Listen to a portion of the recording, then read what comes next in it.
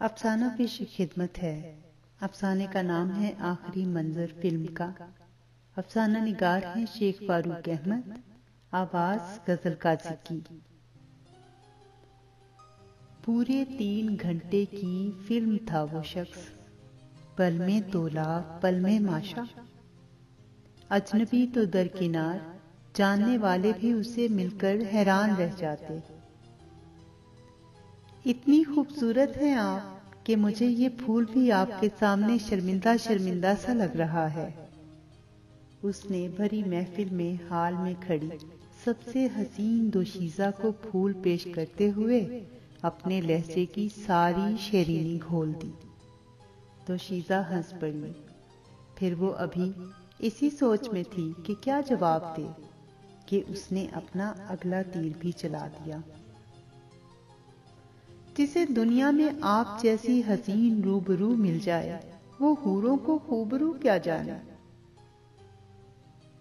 वो शुश्तर सी खड़ी अब उसी की तरफ तके जा रही थी।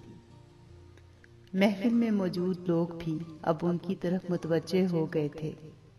अचानक एक खूबरू नौजवान आगे बढ़ा और उसने कहा, तुम आज भी मजाक के मूड में हो क्या? इस पे वो रोमानवी नौजवान हंस पड़ा और कहने लगा, अरे नहीं यार, मैं तो आज सबके सामने इकरारे निबाह का अहद दे रहा हूं। उसका ये कहना था कि हवास पाख्ता दोशीज़ा ने अपना मुंह रोमानवी नौजवान के कान के साथ जोड़ लिया और फिर उसने सरगोशी में कहा, ये जुमला कितनी लड़कियों के साथ बोल चुके हो? उसके लहजे में तंज नहीं था, महज इस्तफसार था। कुछ जुमले सिर्फ अपनों के लिए होते हैं, उन्हें गैरों पे जाय करने का मैं कायल नहीं।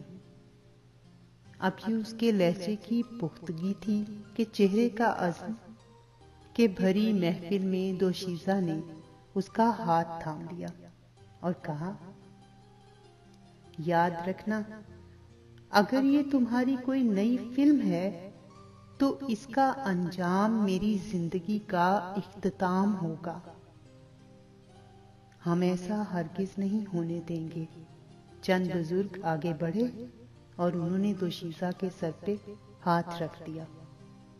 और यही वो लम्हा था जब सबकी मोहब्बतों ने उन्हें घेर लिया और वो सबकी दुआओं के साए में एक दूजे के होके रवाना हुए।